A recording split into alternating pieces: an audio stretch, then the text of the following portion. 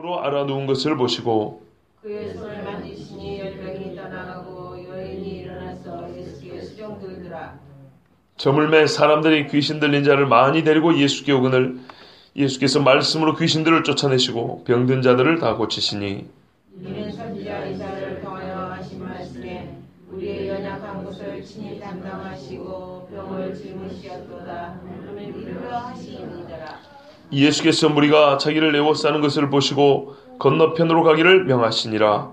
한 서기관이 나와 예수께 아뢰되 스승이여 어디로 가시든지 저는 따르리이다. 예수께서 이르시되 여우도 굴이 있고 공중에 새도 거처가 있으되 인자는 머리 둘 곳이 없다 하시더라. 제자 중에 한 사람이 이르러 주여 내가 먼저 가서 내 아들을 장사하게 허락하시옵소서. 예수께서 이르시되 같이 읽습니다. 예수께서 이르시되 죽은 자들이 그들의 죽은 자들을 장사하게 하고 너는 나를 따르라 하시니라. 아멘.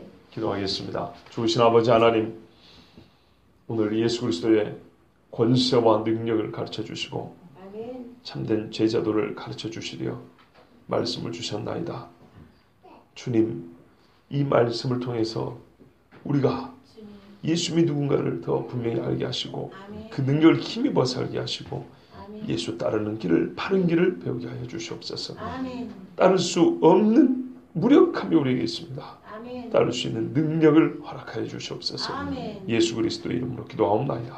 아멘. 우리는 산상수훈에 이어서 예수 그리스도께서 그 말씀을 하신 분이 하늘나라의 질서를 새롭게 말씀하시고 그 나라를 다스리시는 분인 것을 실제로 보이시는 여러 표적과 기사와 이적의 말씀을 읽고 있습니다. 성경의 기록이, 특히 복음서의 기록은 시간 순서대로 되어 있는 게 있는가 하면 시간을 거슬러서 목적에 따라 기록이 되어 있는 것도 있습니다. 무슨 말씀이냐면 예수님이 말씀하시며 가르치며 교훈하시며 또 사람들과 대화하시며 고치시며 여러 일을 하루에 몇 번씩 했을 거 아닙니까? 그러죠.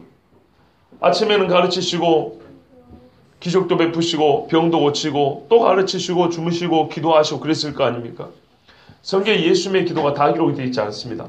일부. 그러나 시간 순서대로, 보통 기도는 시간 순서대로 앞사건과 연관돼서 이렇게 기록되어 있는데 기적만 따로 모아가지고, 그러니까 어제 했던 기적, 그저께 했던 기적, 1년 전에 했던 기적 상관없이 기적만 이렇게 모아놓고 설교만 이렇게 모아놓고 이렇게 해놨다 이 말입니다. 그러니까 고기를 다 갸우뚱 하시는데요. 무슨 말씀이냐? 봐보세요. 제가 1년 지금 좀 못 있었습니다. 지금 10달 됐습니다. 딱 10달 됐는데요. 10달 있는 동안에 제가 설교를 제일 많이 했죠. 그죠? 제가 우리 교회에서 와서 가장 우선히 해야 될 일이 설교니까 설교, 넓게 보면 예배인도 제일 많이 했습니다. 그럼 그것만 했습니까? 아니죠. 신방도 했고요. 그리고 청소도 조금 했습니다. 예. 그것만 했을까요? 아니죠. 저희 집에서 밥도 같이 드시고 그랬잖아요. 그런 것도 있고 수련회도 갔죠. 자, 이런 일들이 있습니다. 자, 요거를 한번 기록을 해보라 하면은 여러분 다 기억하시겠어요? 하나 다? 아니죠. 그런다고 설교도 하고 밥도 먹는데 밥을 언제 먹는지 정확히 날짜를 다 기억하십니까? 다 못합니다. 그죠? 청소를 언제 했는지 저 자신도 기억을 잘 못해요. 자, 그러면 분명히 하긴 했어요. 몇 월 며칠 날 언제 한지는 모르는데 하긴 했다 이 말이죠. 그걸 이제 기록을 남깁니다. 저를 모르는 사람에게 야, 한윤관 목사라는 인간이 있었는데 말이지 내가 얘기 좀 해줘 볼게. 잘 들어봐 하고 이제 글을 썼어요. 자, 그러면은 여러분 생각하실 때 항상 이야기가 순서가 앞뒤가 맞을 것 같습니까? 아니죠. 그러면 성경을 기록한 이 사도들이 그걸 무시하고 했냐? 그건 아니에요. 무시했다기보다는 오히려 의도를 가졌다 이 말입니다. 의도. 어차피 다 기록을 못해요. 어차피 다 기록을 못하는데 기록을 할 때 이왕이면은 큰 그림 안에서 맥락을 맞췄다 이 말입니다. 꼭 그렇지 않은 경우도 있습니다. 기억이 나면 순서대로 하고요. 기억이 나더라도 어떤 경우는 일부러 이렇게 모아놓은 게 있다 이 말입니다. 설교만 모아놓은 데가 있고 기적만 모아놓은 데가 있고, 그러니까 저에 대해서 글을 쓰더라도 시간 순서대로 잘 나가다가 아니야 이거는 이 사람이 어떤 사람인가 좀 말해줄 필요가 있어요. 예를 들어볼게요. 오해하지 마세요. 옛날 목사님 비교하는 게 예를 들어볼게요. 보통 목사들이 자기 집에서 식사 초대를 잘 안 해. 근데 이 집은 조금 좀 독특하게 몇 번 했어. 자, 요거를 강조하고 싶은 거예요. 예를 들어서 요거를 강조하고 싶은 거예요. 그러면은 그가 와서 며칠 날, 몇 주일 날 예배인도 하고 또 어디 수련회 갔다고 했는데 그가 조금 독특한 게 있었다. 그래가지고 몇 번 밥 먹은 것을 쭉 해놨어요. 그리고 또 기록을 합니다. 그럼 밥을 맨날 먹었냐? 꼭 그 시간대 먹었냐? 그게 아닌데 그 주제를 강조하고 싶어서 그 중간에다가 밥 먹었던 것, 저희 집에서 밥 먹었더만 모아가지고 이렇게 한 장 내지는 몇 장을 이렇게 써놨다 이 말입니다. 이해가 되시죠? 예, 그런 것처럼 예수님의 설교가 뒤에 가면은 천국 설교가 모음집이 있어요. 그러면은 다른 때는 천국 설교를 안 하고 그 자리에서 그냥 천국에 대한 비유를 이거하고 저하고 얼마나 뭐 그물고 갖고 밭에 감춘 보아 갖고 뭐 포도원 주인 거 갖고 하면서 몇 가지를 듣는지 모릅니다. 그죠? 누룩과 갖고 하면서 천국에 대한 비유가 한 대여섯 가지가 줄줄줄줄 계속 나옵니다. 그러면 이 사람들이 천국을 못 알아먹기 때문에 예수님이 계속 이 사람들만 들어가고 천국 계속 그랬을까요? 아닙니다. 예수님이 천국에 대한 설교를 어디 가서나 여러 번 했어요. 똑같은 설교도 몇 번 했을 겁니다. 그 전체 설교의 요지 내지는 예수님이 자주 하시던 설교를 천국이라는 주제로 거의 다 모아놨다 이런 말입니다. 지옥이라는 주제라고 얘기를 하고 싶은 게 있어요. 또 종말에 관한 주제로 예수님이 설교하신 것들을 또 이렇게 모아놨다 이 말입니다. 특히 24장이나 25장에 물론 예수님이 처음부터 종말을 가르치는 건 아니에요. 예수님이 종말은 공생의 마지막 때 가르쳤어요. 조금 더 많이 확실하게. 그래서 뒤에 있는 게 맞지만 그러니까 이 복음서인가요? 예수님이 막 태어나서부터 죽을 때까지 시간대별로 제대로 쓴 게 있는가 하면 그렇지 않고 중간중간에는 주제에 따라 썼다 이 말입니다. 그러니까 다시 말씀드릴게요. 순서대로 쓰다 태어나고 어쩌고 쓰다가 말이에요. 순서대로 왔는데 지금 병 고치는 기적이 하나 처음 나왔어요. 첫 번째 기적이 나왔어요. 나온 김에 예수님의 기적을 한번 쓰자. 이까지는 시간대로 와다가 기적이라는 주제가 나오니까 병 고치는 기적이 나오니까 여기서부터는 예수님의 능력을 이왕 보여준 게 확실하게 좀 보여주고 쭉 하고 또 다른 그 다음에 또 여기서 시간이 이어서 이렇게 갈 수도 있다 이 말입니다. 그러니까는 시간 순서대로 가는 게 있는가 하면 때로는 시간이 아니라 주제별로 이렇게 기록해낸 데도 있단 말이에요. 없는 거를 기록하는 게 아니라 실제 예수님이 하신 일이 많은데 그것을 다 기록할 수 없고요. 기록을 할 때 마태, 마가, 누가, 요한이 나름대로 그 중에 중점사항이 있었다는 거예요. 예를 들면 요한복음 2장에 가나 혼인잔치가 있는가 하면 성전을 이렇게 뒤집어 엎어버린 사건이 있어요. 요한복음 2장이에요. 근데 나머지 세 복음서는 예수님이 십자가 지기 전에 마지막에 예루살렘 올라가서 그때 뒤집어요. 그럼 어떻게 된 겁니까? 예수님의 공생이 처음에 뒤집은 거예요? 나중에 뒤집은 거예요? 나중에 뒤집은 거죠.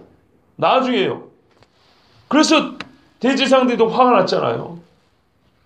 나중에 뒤집은 건데 물론 두 번 뒤집을 수도 있어요. 그런데 나중에 뒤집었어요.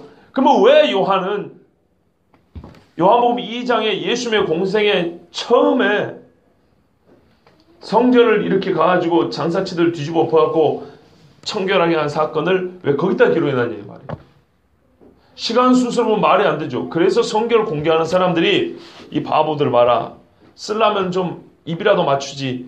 얘들은 저 뒤에서 했다 그러고 얘는 앞에서 했다 그러고 이게 3년의 시간차가 나는 거예요. 공생이 처음이고 끄트머리니까. 이렇게 바보 같은 짓을 할 수 있냐? 이렇게 물어본다 이 말입니다. 그래서 우리가 하는 말이 뭐예요? 네가 바보다. 왜? 요한복음을 처음을 보면 요한복음 1장에는 요한복음에는 예수님의 출생 기사가 없어요. 뭐 나사렛 동네에서 어린 시절을 보냈다는 둥, 뭐 베들레헴에서 태어났다는 이런 얘기 내시도 않아요. 그거는 그냥 다른 사도들이 다 했으니까 뭐 너무나 당연한 거고 모르는 사람 없으니까 예수님의 뭐라냐? 이름하여 선제입니다. 미리 계셨다. 즉 예수님의 신성을 먼저 말합니다. 예, 태초에 말씀이 계시니라. 그 말씀이 하나님과 함께 계셔지 이 말씀고 하나님이시니라. 그 말씀인 그분이 어찌다고요? 육체가 되어 왔대요. 근데 그 육체가 누구냐 했더니 그의 독생자인데, 그죠? 은혜와 진리가 충만한 그 독생자인데 그 독생자가 누구냐 했더니 예수래요. 이 독생자를 아들을 영접하는 자에게는 하나님의 자녀가 되는 권세를 준대요. 1장의 얘기입니다. 그런데 이 귀한 권세를 준다는데 사람들이 이 하나님의 아들 독생자를 거부했답니다. 잡아 죽였답니다. 이거 이미 결론부터 얘기해버려요. 그러니까 왜 잡아 죽이냐 했더니 그가 빛이었기 때문에, 자기들이 어둠이고 그가 빛이었기 때문에 빛보다 어둠을 좋아해서 빛을 잡아 죽였답니다. 그러면서 뭐라 하면 이 빛은 그들의 왕인데, 자기 백성에게 왔는데 백성이 왕을 잡아 죽였다 말합니다. 자, 보십시오. 예수님이 누구냐를 말했더니 처음부터 요한은 이렇게 시작합니다. 하나님이요, 빛이요, 왕이다. 이렇게 얘기합니다. 그 다음에 좀 있다가 세례요한이 뭔가 하나님의 어린 양이요. 요한은 처음부터 예수님이 누구지 정체를 그냥 따발총으로 그냥 말하지 줄줄줄줄 말해버립니다. 그 중에 핵심이 뭐냐면 이 죄인된 인간과 하나님의 이 거룩함과 부정의 차이, 이 간격, 이거를 처음부터 딱 얘기를 해줍니다. 빛과 어둠에 이렇게 갈라버립니다. 그리고 이 빛은 왕이고 어둠은 백성이었다. 이걸 말합니다.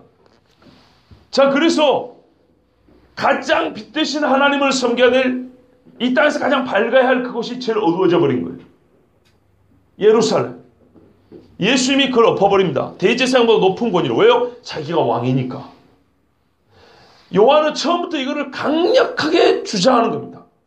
예수가 누구냐? 그는 빛이다. 자기 백성이 왕이다. 이걸 단도직입적으로 주장하고 시작하는 겁니다. 요한은. 그래서 예수님에 대한 예수님의 정체된 이야기를 한 장에 1장에서 다 말해버려요. 거의 다. 그리고 그거를 실제로 행하시는 아주 강력한 행위들이 있지요. 아주 강력한 행위. 그 제일 강력한 게 뭡니까? 사람으로서는 할 수 없는 성전을 뒤집어 엎어버리는 것. 그러면서 예수님이 그랬잖아요. 너희가 이 성전을 허물라. 내가 사흘 만에 짓겠다. 예. 이건 예수님이 하신 발언 중에 아주 센 극단적인 이야기입니다. 왜 그러냐? 예수님이 나중에 재판받을 때 증인들이 와가지고 예수님을 올가맬 나름대로 자기들 딴에 증언을 했는데 그 증언 중에 스스로 거짓인 게 드러났지만서도 제일 유력한 증언이 뭐냐면 자기가 이 성전을 무너뜨리고 사흘 만에 짓는다 했습니다. 이게 제일 유력한 증언이었어요. 예수님을 올가맬 수 있다고 생각한. 그렇기 때문에 이게 아주 강력한 거예요. 그런데 가가지고 뒤집어 엎어버렸다. 이거 얼마나 무지막지한 일입니까? 근데 그거를 요한은 처음부터 보여줍니다. 왜요? 요한은 예수님이 왕이란 것을 보여주고 싶었던 거예요. 처음부터. 예수님의 정체성이 많지만 예수님이 누구냐에 대해서 요한은 아주 강력하게 저 위에 계신 분이라는 것을 아주 강력하게 처음부터 보고 싶은 거예요. 우리는 요한이 아주 부드러운 사람이다 이렇게 생각하는데 아니에요. 요한의 별명이 뭔지 아십니까? 우레의 아들입니다. 천둥의 아들입니다. 천둥의 아들. 요한의 젊을 때 성격은 베드로하고 비슷합니다. 우리는 오해를 해요. 베드로하고 요한을 짝지어주니까 둘이 뭐 그냥 센 놈하고 부드러운 놈하고 둘이 아니에요. 둘 다 센 놈이었어요. 요한이 뭐라 하는데요? 선생님, 저 우리를 대지한 놈들인데 저것들 그냥 하늘에서 불이 떨어져서 다 살라버리게 해버릴까요? 옛날에 엘리야를 한번 읽어봤을 거 아닙니까? 그럴까요? 왜 그렇게 너희가 혈기를 좀 참아라. 이 천둥의 아들들아. 이렇게 예수님이 직접 이름을 붙여준 겁니다. 요한의 혈기가 젊을 때 보통이 아닙니다. 저 이제 요한 서시한 그때는 연세가 80 됐을 때 이야기고요. 그런데 그때 가서도 역시 요한 서시를 보면 빛과 어둠의 대조는 똑같습니다. 즉 요한이 젊을 때나 나이 들 때나 그는 항상 이 주제가 가슴속에 있었어요. 하나님은 빛이요, 이 세상은 어둡다는 거예요. 만약에 세상이 스스로 빛을 발했다면 빛이신 하나님이 굳이 올 필요 없었을 겁니다. 세상이 어둡다는 이 엄연한 사실을 분명히 짚고 넘어갑니다. 그리고 하나님은 빛이다. 이 대조가 없다면 이 땅에는 구원이 필요가 없는 거죠. 요한은 이 분명한 사실을 확실히 짚고 넘어가고, 그래서 이 땅의 주인인 하나님 왕이 왔다 이 말이에요. 그거를 처음부터 강하게 보여준 거예요. 자, 이해되시죠? 이제 사건은 이제 뒤에 있었지만 이거를 미리 빨리 쓴 이유가 있어요. 난 지금부터 이렇게 말하자면 세상과 반대되는, 우리 상식과 반대되는 메시아를 말해주겠다 이 말입니다. 원래 이건 계획이 없었던 이야기인데, 이게 좀 또렷또렷하게 알아먹겠다는 일을 좀 신용을 해주셔야 됩니다. 자, 이제 보겠습니다. 예수님이 자기가 이 세상에 새로운 하나님의 나라 질서를 선포하고 그 질서를 새롭게 이루실, 새하늘과 새 땅을 이루실 분이라는 것을 자기가 말씀하시고, 이 말씀하신 바가 사실인 것을 보여주는 게 뭐냐면 실제로 기적입니다. 왜요? 여러분, 절름발이가 왜 됩니까?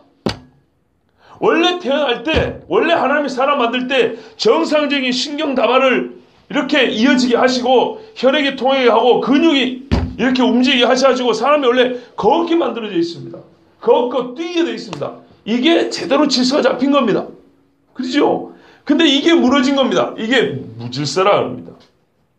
원래 모양이 변형되어 버린 거, 안 좋게 변절되고 상하고 깨뜨리고 부셔져 버린 거, 이거는 무질서랍니다. 앞뒤 바뀐 게 아니라 전반적으로 찌그러져 버린, 이거는 무질서라고 합니다.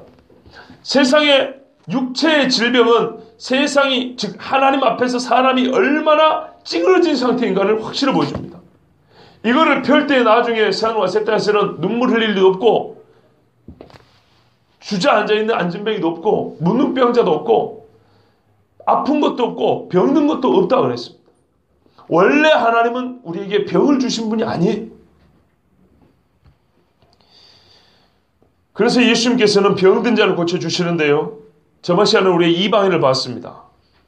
그리고 그 앞에는 사람이 고쳐줄 수 없는 문둥병자, 이 문둥병자를 예수님이 고쳐주셨습니다. 그러니까 이걸 보시면 질병의 종류가 다릅니다.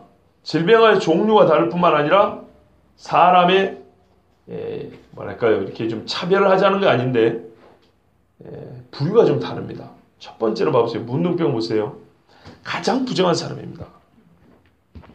그리고 절대로 사람이 고칠 수 없는 병입니다. 인간 중에 그 누구도 고쳐보면 적이 없는 병입니다. 이게 최고로 어려운 병입니다.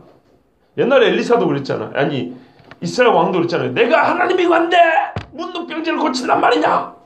저 아람 왕이 기회를 봐서 전쟁하려고 지금 나아만을 보냈다고 그 화를 냈잖아요. 근데 엘리사가 뭐라 그럽니까? 왕이시여, 걱정하지 마십시오. 이스라엘에 하나님의 사람이 있는 줄 알 것입니다. 저한테 보내세요. 엘리사가 그랬죠.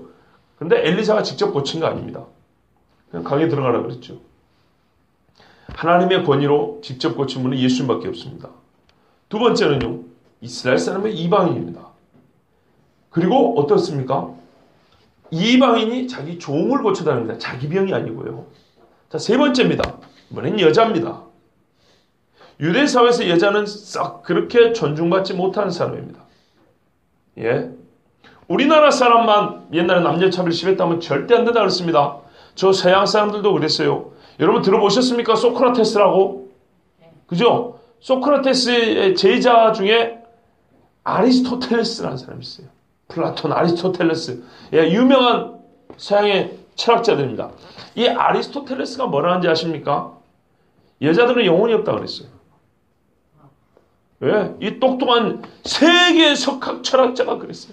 여자들은 영혼이 없고 남자랑 결혼해가지고 살 때, 즉 그러니까 성관계를 해서 남자에게서 어떤 뭔가를 받을 때야 영혼이 생긴다 그랬어요.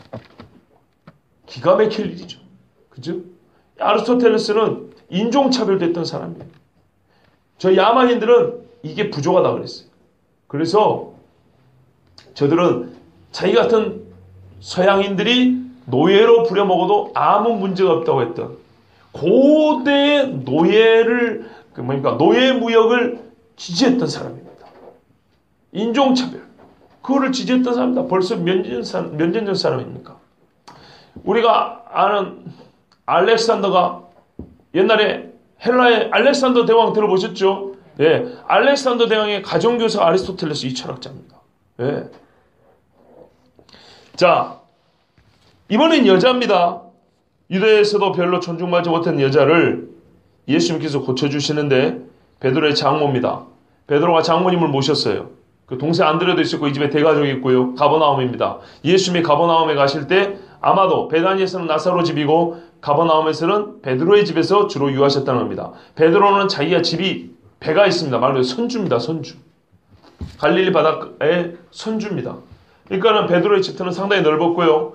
여기서 장모도 모셨고 예수님 오시면은 여기서 식사하시고 이 집에서 아마 휴식을 취했을 겁니다. 예수님이 가버나움 자주 하셨죠. 근데 원래 베드로는 갈릴리 사람입니다. 갈릴리 벳세다인가 그 사람입니다. 근데 왜 가버나움에 있을까요? 요것을 우리가 이제 읽으면 알 수 있습니다. 베드로가 이사했다는 거죠. 예.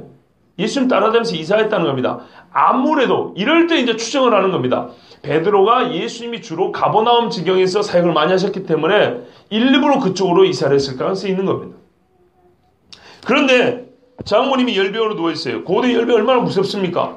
예수님 와서 일으켜 주시는데 손을 잡았다 그래 되어 있습니다. 친근한 표시입니다. 예, 여자들은 존중받지 못하는데 예수님은 존중의 표시입니다. 그리고 이제 저녁이 되었습니다. 귀신 들린 사람을 많이 데리고 왔습니다. 그리고 예수님이 이들을 쫓아 고쳐주시는데 16절 후반부에 보면 귀신들을 쫓아내시고 병든 자들을 다 고치시니 이렇게 되어 있습니다. 자, 그러면 귀신 들린 자를 많이 데리고 왔다는 말은 처음부터 귀신 들린 사람만 골라서 사람들이 데리고 왔다는 얘기인가요? 그렇게 보이세요?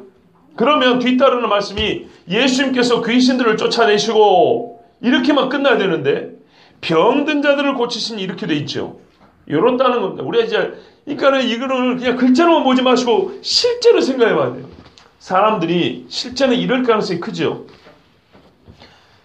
병든 사람들 예수님이 고치고 열병도 고쳐주시고 백부장이 하인도 고쳐줬다니까 문둥병자도 고쳐줬다니까 병든 사람을 많이 데리고 왔을 거 아닙니까? 그죠? 그 중에는 미친 사람, 이 귀신 들린 사람도 있었을 것이고 그런데 병든 사람을 고치는 와중에 이 병의 원인이 귀신 들림이었다는 게 밝혀진 사람이 꽤 많은 겁니다.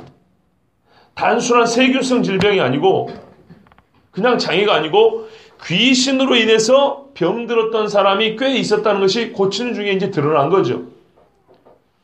자, 이걸 어떻게 그림을 그리면 되냐? 그러니까 이렇게 보시면 돼요. 말 그대로 병든 사람을 다 데리고 왔더니 병든 사람 데려왔는데 예수님을 고쳐주시면서 깨끗함을 받으라. 이러고 한 사람이 있는가 하면 네 믿음이 너를 구원하였다 가라. 이런 사람이 있는가 하면 귀신아 이런 사람이 있는 거예요. 근데 이런 사람이 꽤나 많은 거예요. 자, 이 모든 일을 다 겪은 다음에 여러분 이제 이걸 기록을 한다 한번 생각해 보세요. 봤어요, 보기는. 이걸 기록할 때 어떻게 할까요? 사람들이 병든 사람을 많이 데리고 왔다. 고치는 중에 그 병의 원인이 귀신 들림 때문이었던 것이 드러난 사람이 꽤 많다. 이렇게 쓴 사람이 있는가 하면 어떤 사람은 예수님이 저녁에 귀신 든 사람을 많이 쫓아줬는데 그 중에는 병든 사람도 있었다. 정확하진 않아요. 그죠? 정확하지 않아요. 그 병든 사람을 고쳐주다가 귀신 든 게 발견됐다는 거고 귀신 사람을 쫓아줬는데 귀신을 쫓아 고쳐줬는데 그 중에는 병이 나은 사람도 있었다. 정확한 건 아니지만 사실을 다르게 말한 건 아니에요. 틀린 건 아니에요. 그렇죠? 자, 그렇기 때문에 요거를 종합적으로 봤을 때 이 유상을 어디서 볼 수 있냐면요. 나사로 사건을 볼 수 있습니다. 나사로. 이 나사로가 이렇게 이제 살아나지 않습니까? 여러분, 요한복음 한번 보시죠. 요한복음 11장.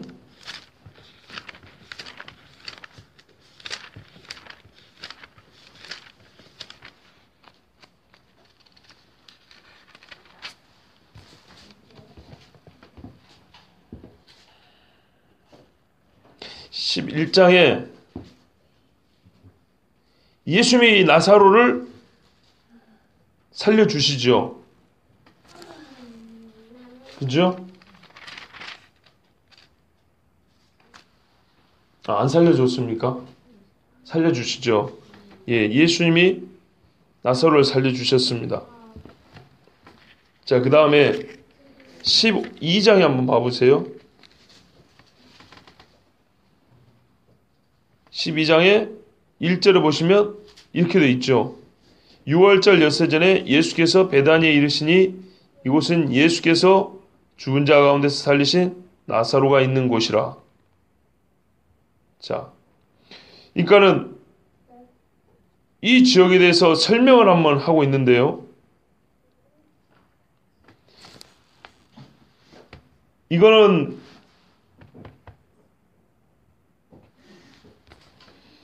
뭐랄까요? 그러니까는 이 사건을 이미 경험한 후에 그 즉시 기록한 것이 아니라 나중에 기록했다는 것을 알 수 있습니다.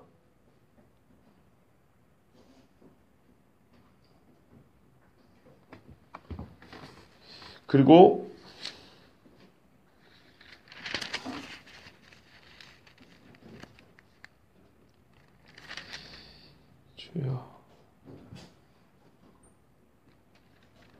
예, 제가 오늘 이 이야기를 할 줄을 모르고 준비를 안 했는데요. 그러니까 예수님이 귀신 들린 자를 데려와 고쳐주셨는데, 그러니까 우리가 글을 쓸 때는 사건을 보면서 쓰는 게 아니고 끝난 다음에 쓴다는 얘기입니다.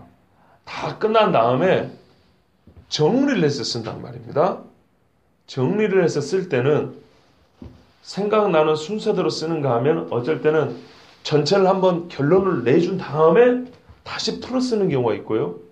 이 사건 중에 가장 기억이 나고 중요하다고 생각한 것을 한번 말을 해준 다음에 그 안에 있던 세밀한 이야기를 다시 써주는 경우가 있다 이 말입니다. 그러니까는 16절을 보시면 저물매 사람들이 귀신 들린 자를 많이 데리고 예수께 오건을 했으면 이게 시간적으로 앞선 이야기예요. 그러면 예수께서 말씀으로 귀신들을 쫓아내셨다 이러면 되는데 병든 자들을 고치셨다 이 말이죠. 그럼 병든 자를 데리고 왔다는 얘기는 없잖아요. 그죠? 여러분 이거 고민하실까봐 제가 지금 말씀드린 거예요. 병든 자를 데리고 왔다는 얘기 없고 귀신 들린 자를 데리고 왔다는 얘기 있고 귀신 들린 자를 쫓아냈다는 얘기까지는 알아먹겠는데 병든 자는 안 데리고 왔는데 왜 병든 자를 고쳤냐 이 말이죠. 그러면 이것이 이 일을 다 겪은 사람이 볼 때는 병든 사람과 귀신 들린 사람 많이 온 거죠. 많이 왔는데 주로 귀신 들린 사람을 데리고 오기는 어려워요. 그렇죠? 귀신 들린 사람은 막 끄집고 오기는 얼마나 어렵습니까?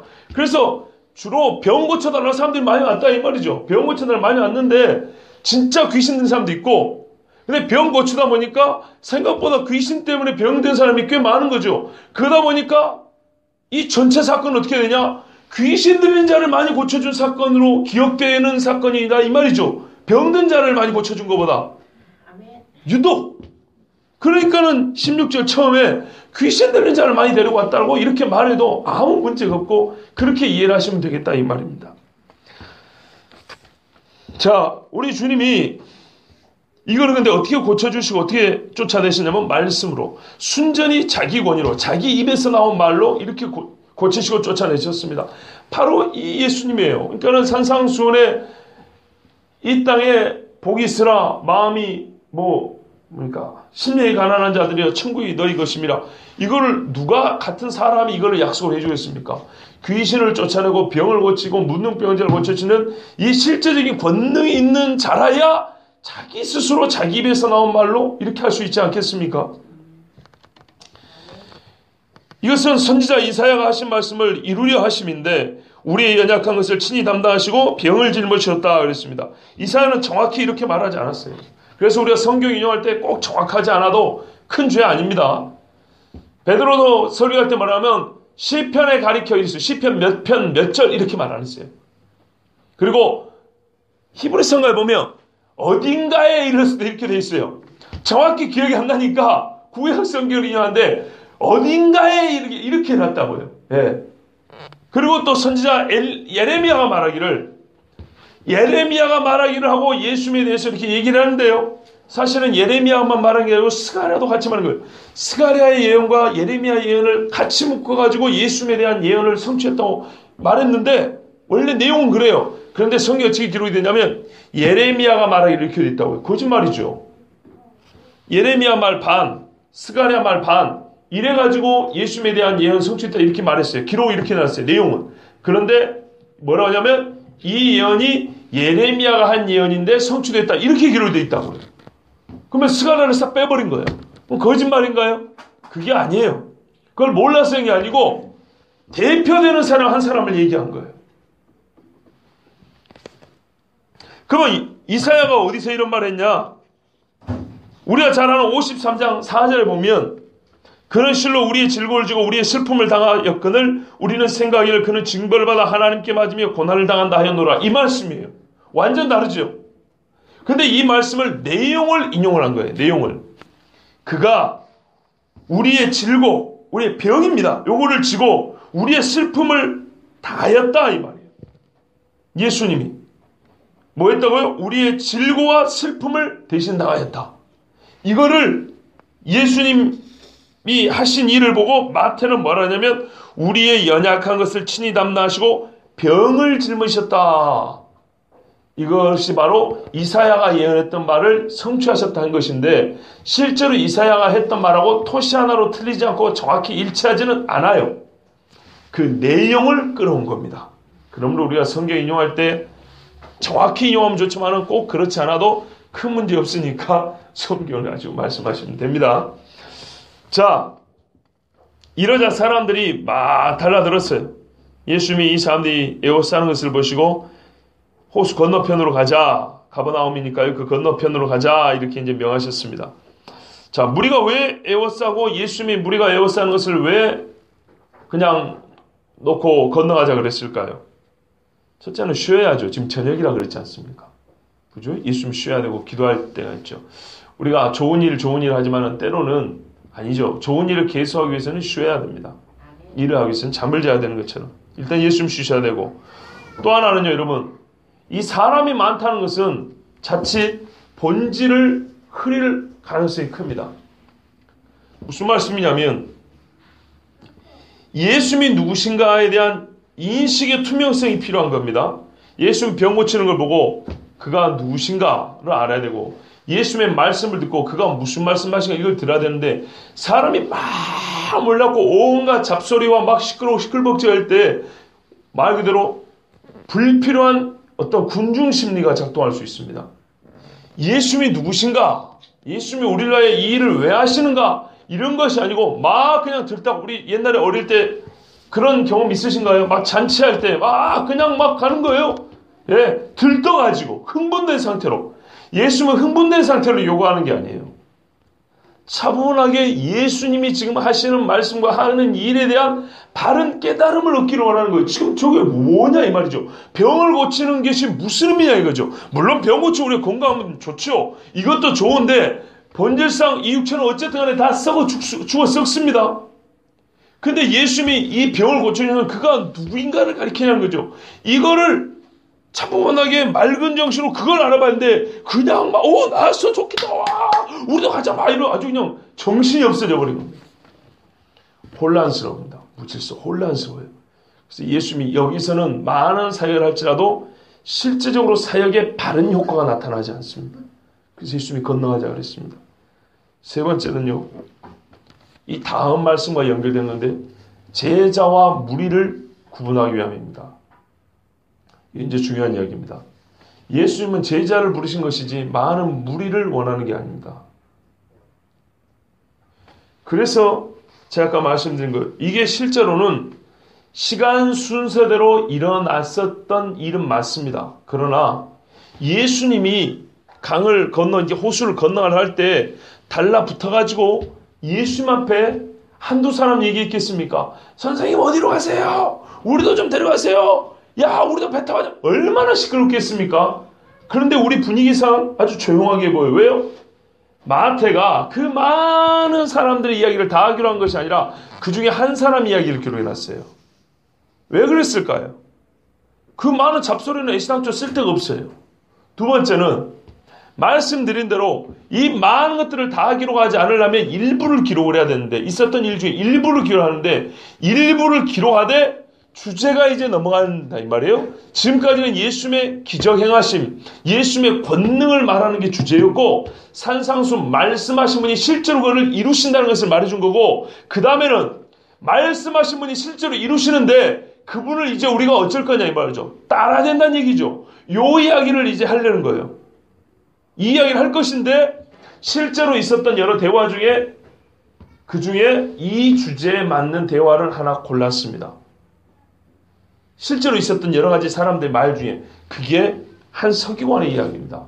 예수님이 호수를 건너가려고 할 때 한 서기관이 예수님께 말합니다. 뭐라냐면, 선생님 어디로 가시는지 저는 따르겠습니다, 그런 겁니다. 그러자 예수님이 아주 사람 무한한 말을 합니다. 여우도 굴이 있고 공중의 새도 거처가 있으되 인자는 머리 둘 것이 없다. 이거 따라오라는 얘기입니까? 오지 말라는 얘기입니까? 예, 따라오지 말라는 얘기죠. 좀 더 정확하게 말하면 너는 못 따라온다는 얘기입니다.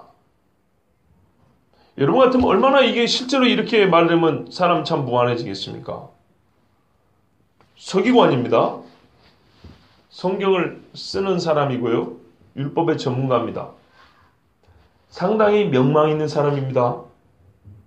그런데 이 사람이 자기 사회적 지위, 유대 사회에서 자기의 위치를 나름대로 포기하고 한낱 글을 배운 적도 없는 나사렛 촌부에게 선생님이라고 불렀습니다. 당시에 제자가 되겠다 이런 말입니다. 이 자체가 상당히 겸손한 모습입니다. 나름대로 우리가 보기에는 꽤 많이 포기했다고 볼 수 있는 겁니다. 그런데 예수님은 뭐라 하느냐면요. 당신 말이지 사회적인 약간의 어떤 당할 어떤 그 불이익, 그거는 포기할 생각이 있는구나. 그런데 생존과 의식주 문제, 생활의 평안함까지 포기할 각오도 있냐? 이렇게 물어봅니다. 종류가 다르죠.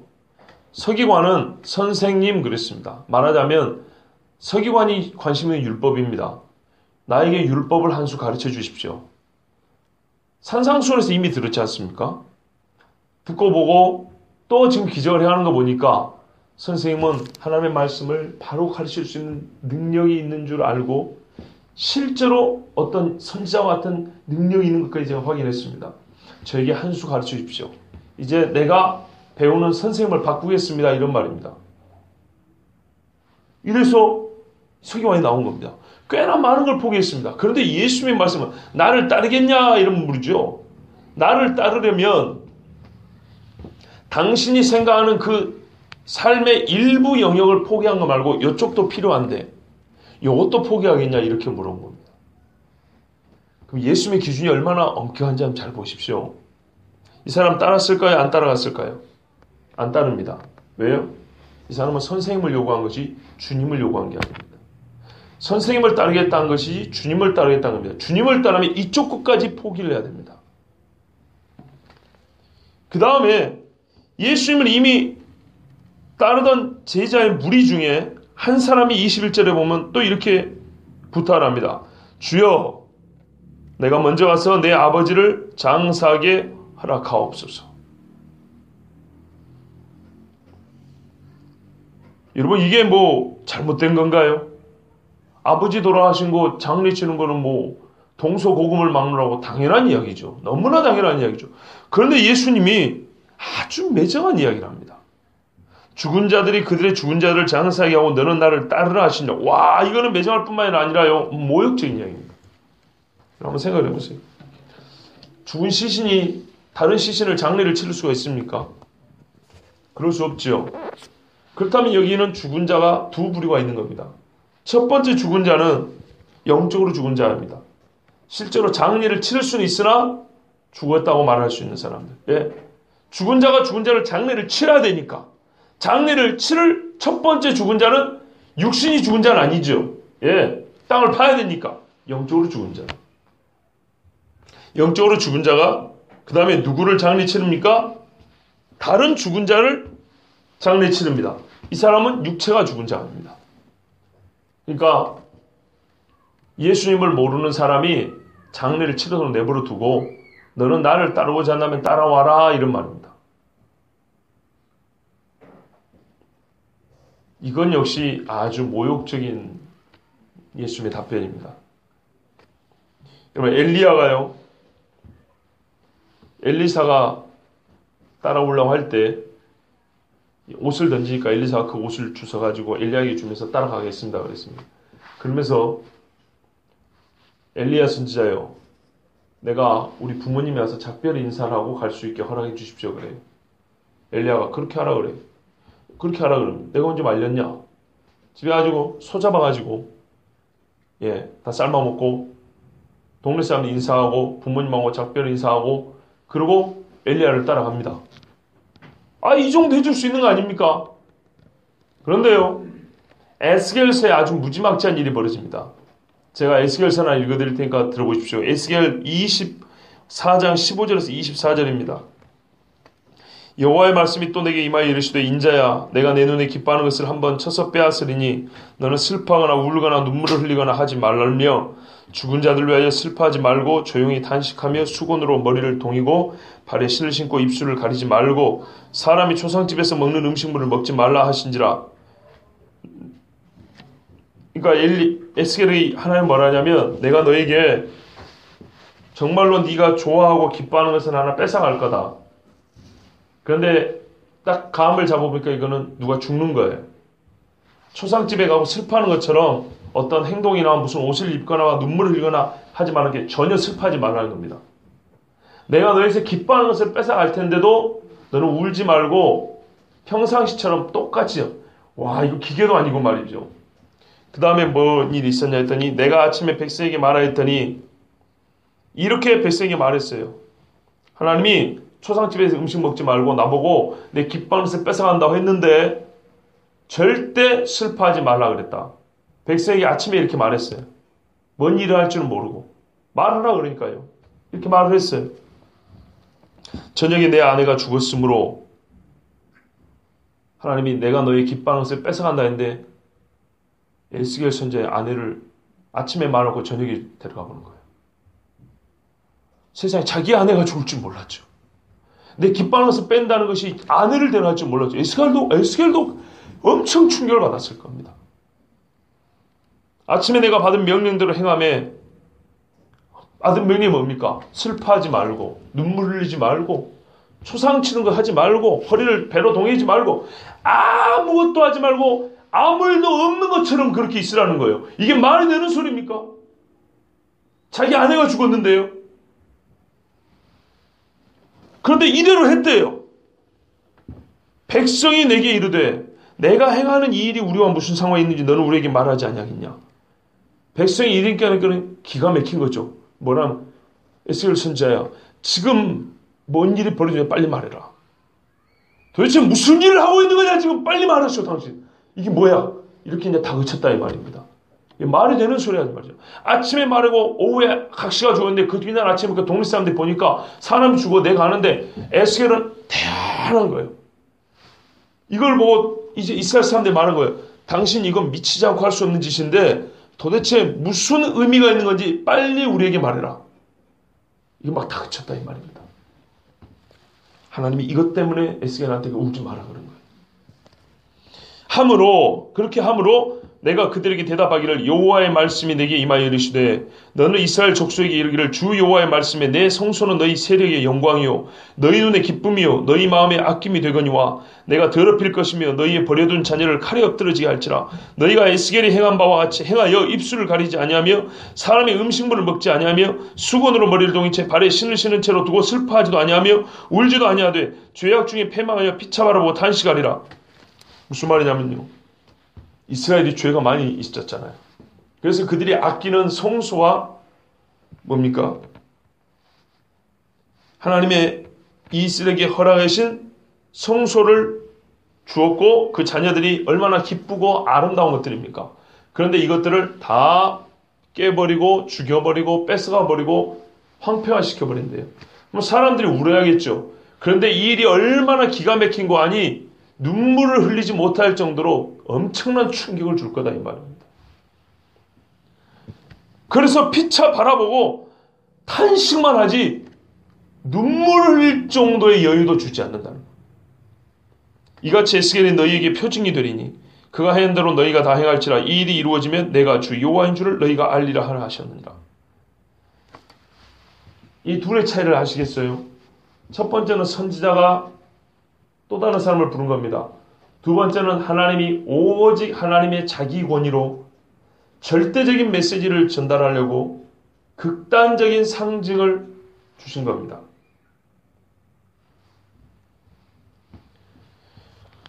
에스겔이 하나님께서 이스라엘에게 임할 심판을 경고하시기 위해 에스겔을 사용하는데요.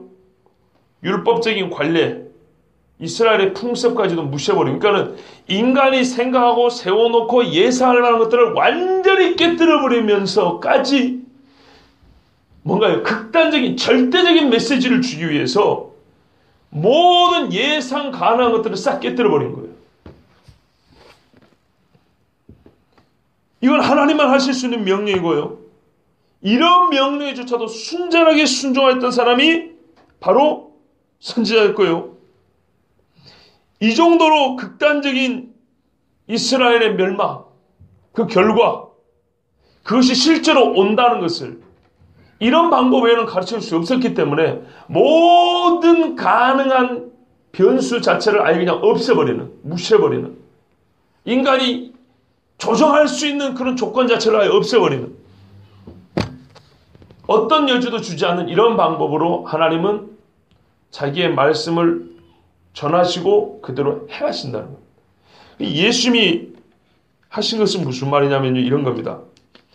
예수님을 따른다는 것은 마태복음 10장 37절 38절 말씀대로 아버지나 어머니를 나보다 더 사랑하는 자는 내게 합당하지 아니하고 아들이나 딸을 나보다 더 사랑하는 자도 내게 합당하지 아니하며 또 자기 십자가를 지고 나를 따르지 않는 자도 내게 합당하지 아니하니라, 이렇게 말씀하셨어요. 자기 아버지 어머니를 사랑하는 것은 매우 정상적이고 자녀를 사랑하는 건 정상적인 겁니다. 이 정상적인 감정마저도 때로는요, 매우 극단적인 상황에서는 아내가 죽어도 울지 않는 것처럼 정말 그것 때문에 흔들리지 아니하고 주님을 따라야 된다 이 말입니다. 사실 우리 주님이 요구하신 제자도는 그거예요. 매우 극단적입니다. 사람마다 자기 십자가를 지고 따르라 그랬습니다. 원래 예수님이 요구하신 제자도는 이건데 첫사람은 방향이 틀렸어요. 율법이나 배워보자고, 글이나 좀 배워보자고 선생님 했던 겁니다. 두 번째 사람은 방향은 맞았어요. 주님이라고 그랬어요. 근데 문제는 네 마음의 헌신도가 어느 정도냐고 예수님이 말한 거예요. 너 진짜 지금 이 순간에 에스겔한테 말한 것처럼 선지자 아닙니까, 에스겔은? 근데 지금 예수님의 제자 아닙니까? 내가 에스겔에 말한 것처럼 지금 이거는 항상 장례 치르지 말라는 얘기가 아닙니다. 에스겔에 말했던 것처럼 내가 지금 너에게 아버지의 장례를 치르는 매우 당연하고 정상적인 범죄들한 일이라 할지라도 그것마저도 지금 하지 말고 나를 따르면 따라오겠냐? 그 말이에요. 근데 예수님이 요구한 게 뭔가요? 이게 예수님이 요구해요. 이게 원래 제자도입니다. 우리가 생각하는 그 정도 하면 됐지가 아니고요. 예수님 따라서 아버지 돌아가시면 장례 치러야죠. 우리 장례 치는 건 맞습니다. 맞는데 만약에 그 순간에 진짜 하나님이 급한 일이 있어가지고 너를 보냈다, 지금 당장 나와 그러면 가겠냐 이 말이에요. 어려운 이야기죠. 실제로 이런 일이 있었다 그러지 않습니까, 미국에서? 그래서 가끔 사순절 때 그 영상 교회에서 옛날에 많이 틀어줬어요. 이런 말씀은 들 생각하고 영상만 보면 눈물 찍찍 흘리는 경우 많이 봤어요. 그래도 아무 변화 없어요. 근데 그 영상은 실제였는데 무슨 일이 있었냐면 미국에서 강이 있으면 다리가 이렇게 철교가 이렇게 올라오고 내려와 있지 않습니까? 기차가 지나가게 하고. 근데 출근 시간에 말입니다.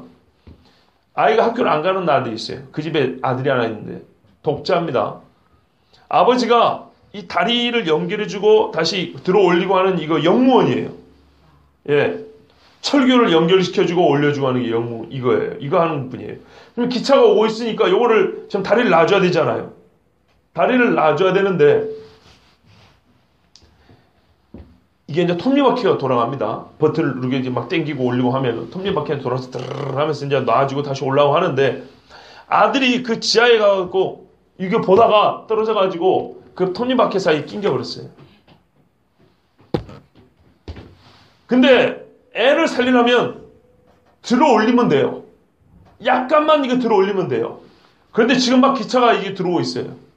자, 어떻게 할까요? 살릴 수 있었어요. 천천히 따닥따닥따닥따닥 그러니까 살릴 수 있었는데 들어 올리면 어떻게 해요? 기차에 탄 사람들은 몰살이에요. 철로에서 이탈해가지고 강으로 떨어져 버리거나 아니면 그 강변 옆으로 막 처박혀 버리겠죠. 수십 명이, 수백 명이 죽어야 돼요. 이 아빠가 자기 아들을 죽입니다.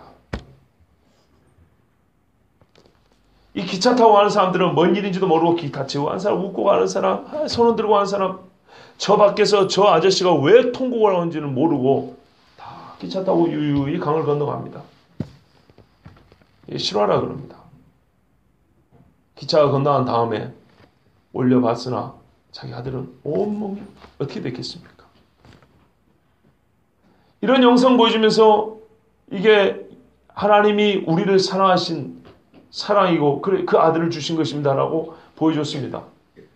참 감동적인 이야기고 너무 가슴 아픈 이야기죠. 자, 그러면 이제 어쩌냐 이 말이죠. 그걸 봤어요. 그보다 더 큰 사랑을 우리 하나님이 주셨어요. 자, 그러면 어떻게 해야 되죠? 바로 그 이야기입니다. 극단적으로 그렇게 사랑했는데 과연 극단적으로 네 아버지가 너랑 장난치는데도 오라 그러면 오겠냐 이런 말이에요. 자식 새끼가 다 굶어 죽고 가는데 당신만 예수 안 믿겠다 하면 자식들 다 먹고 살 수 있다. 어쩌겠냐? 그때 내 식구들 다 굶어 죽어도 어쩔 수 없다. 나는 예수를 버릴 수 없다. 이게 제자도라는 말씀입니다. 그런데 역사 중에는 말입니다. 이보다 더 극단적으로 신앙을 고백하고 죽은 사람이 엄청나게 많은 겁니다. 엄청나게. 진짜 한국에 있는 교인들 다 모아놓은 것보다 순교자가 더 많아요. 우리는 순교자 몇 명 안 된 줄 알죠? 옛날에는 예수 믿고 순교한 사람들이 무지하게 많았어요. 처음부터 믿을 때 이렇게 믿은 거예요. 인자는 머리도 것도 없고 여우는 굴도 있고 새도 자기 보금자리에 있는데 인자는 머리도 것도 없다 이렇게 따르려 했을 때 얘 따르겠습니다 하고 세례받았고 내 아버지가 지금 돌아가셨는데 장례를 치지 말고 오라 그래도 오겠냐 할 때 아이 그럼요 주님이 오라면 가야죠. 당연한 일인데도 불구하고 이게 당연히 해야 되는 일인데도 불구하고 당연히 안 해도 되는 것처럼 여길 정도로 주님을 따르고 처음에 믿었다 이 말입니다. 설교하는 저나 듣는 여러분이 얼마나 참말로 이게 경험해본 적도 없고 옆에서 본 적도 없고 솔직히 그렇게 원한 적도 없고 제가 그래서 오늘 설교가 겁나 힘들어요. 솔직히 말씀드려서 너무 힘들어요. 그런데 이게 본문의 의미입니다. 우리 하나님이 우리 주신 뜻입니다. 이게 옛날에 에스겔도 너희 기뻐하는 것을 하나 뺏어갈 건데 울지 마라 그랬어. 뭘 뺏어가려고 했더니 저녁밥 먹고 나서니까 각시가 죽어버렸네. 그리고 그날 하루 안에 장례를 치러야 되거든요. 그 뒤날 아침에 장례를 치러 하는데 동네 사람들 울고 내가 하는데 이 남자는 울지도 않아요. 배옷도 안 입었어요. 아무것도 안 하고 아무 일도 없었던 것처럼. 이게 사람입니까? 기계지? 근데 왜 그런 극단적인 걸 요구했냐 이 말이죠. 이건 연기자들이 연기하는 것보다 어려운 이야기인데 사람이 하나님 앞에 그런 극단적인 죄를 지었고요. 하나님의 심판은 그 극단적인 거예요. 또 주의 메시지를 전달하고 제자로 산다는 것은 그런 일인 것입니다. 원래가. 이건 종류주간입니다. 고난주간입니다. 예수 따르는 게 뭔가 한번 잘 생각을 해보십시오. 8년 전에 여름에 저번에도 말씀드렸지만 저는 요한계시를 읽으면서 이 생각을 많이 했습니다. 과연 예수 믿는 것은 무엇인가? 생각을 한 2달 했다 그랬습니다. 여러분, 우리가 맨날 생각 안 하고 그냥 하던 대로 하는 경우가 많은데 그러지 마시고 한번 멈춰서 생각을 해볼 필요가 있습니다. 예수 믿는다는 게 뭘까? 어찌해야 예수 믿는다고 말할 수 있을까? 참 이 고난주간에 가장 생각이 좋은 시간대입니다. 한번 잘 생각해 보시고요. 오늘 우리 주님이 말씀하신 것은 선생을 따르지 말고 주님을 따르라 그랬고요. 주님을 따르려면은 아버지의 장래마저도 주께서 부르신다면 표현이 좀 그렇지만 내 편견 치고라도 주님을 따라야 한다. 이것이 진짜 제자도다 이렇게 말씀하셨습니다. 기도하겠습니다.